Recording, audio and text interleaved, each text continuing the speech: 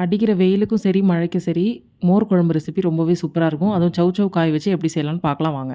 இதுக்கு வந்து பார்த்தீங்கன்னா, நான் ஃப்ரெஷ்ஷா 2 சௌசௌ எடுத்திருக்கேன். இது மாரி குட்டி குட்டியா கட் பண்ணி வச்சுக்கலாம். ஒரு கடாய் வச்சுக்கலாம். அந்த கடாயில வந்து பார்த்தீங்க அப்படின்னா, ஆயில் ஆட் பண்ணிக்கிறேன். கடலை எண்ணெய் தான் ஆட் பண்ணிக்கிறேன். ஒரே ஒரு வெங்காயம் கட் பண்ணி வச்சிருக்கேன். அதையும் உள்ள சேர்த்துக்கலாம். நெக்ஸ்ட்டு நம்ம கட் பண்ணி வச்ச சௌசௌவ உள்ள சேர்த்து நல்லா வந்து மிக்ஸ் பண்ணி குடுங்க. இது கூடவே வந்து பார்த்தீங்க அப்படின்னா, தேவையான அளவு வந்து நம்ம சால்ட் வந்து ஆட் பண்ணிக்கலாம். கொஞ்சமாக வந்து மஞ்சள் தூள் ஆட் பண்ணி நல்லா மிக்ஸ் பண்ணி கொடுத்துருங்க. இந்த காய் நல்லா வதங்கினதுக்கப்புறம் நாம் முழுகிற அளவுக்கு தண்ணி ஊற்றிக்கலாம்.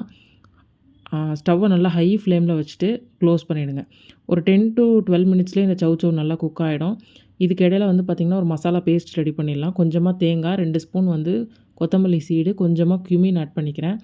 2 க்ரீன் சில்லி வச்சுக்கலாம். கொஞ்சமாக வந்து ஜிஞ்சர் ஆட் பண்ணிவிட்டு, இது வந்து நம்ம சாம்பார் பருப்பு ஒரு அரை மணி நேரம் ஊற வச்சு எடுத்துருக்கேன். 3 டேபிள் ஸ்பூன் சாம்பார் பருப்பு.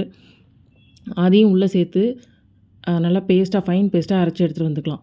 இதுக்குள்ளேயே பார்த்திங்கன்னா இது நல்லா குக் ஆகிடுச்சு. இந்த சௌசௌ நல்லா குக் ஆகிடுச்சா அப்படின்னு செக் பண்ணிவிட்டு இந்த மசாலா பேஸ்ட்டை வந்து உள்ளே ஆட் பண்ணிக்கோங்க. இது கூடவே கொஞ்சமாக தண்ணி ஆட் பண்ணிக்கோங்க. ஒரு 5 மினிட்ஸ் நல்லா கொதிக்க விடுங்க. அப்போ தான் அந்த மசாலா வந்து உள்ளே நல்லா வந்து இறங்கும். ஸ்டவ் வந்து ஒரு மீடியம் ஃப்ளேமில் வைங்க.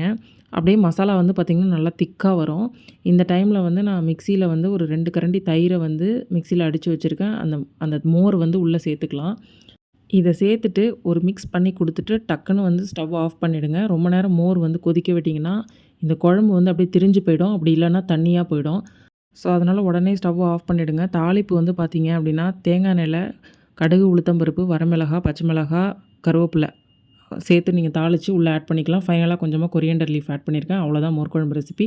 இது கூட சூப்பரான கருணக்கிழங்கு வறுவல் வச்சு சாப்பிடுங்க. செம்மையாக இருக்கும். சேனல் பிடிச்சிருந்தா சப்ஸ்கிரைப் பண்ணுங்கள். தேங்க்யூ.